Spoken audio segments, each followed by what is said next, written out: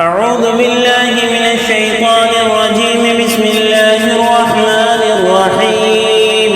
لم يكن الذين كفروا من أهل الكتاب والمشركين منفكين حتى تأتيهم البينة. رسول من الله يتلو صحفا مطهرة فيها كتب قيمة.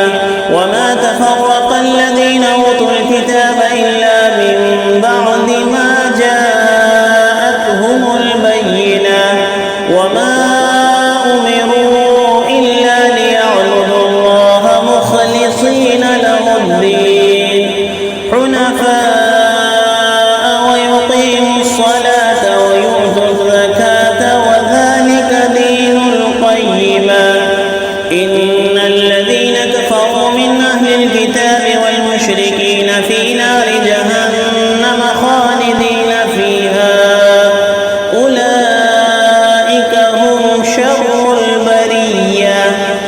إن الذين آمنوا وعملوا الصالحات أولئك هم خير البرية. جزاء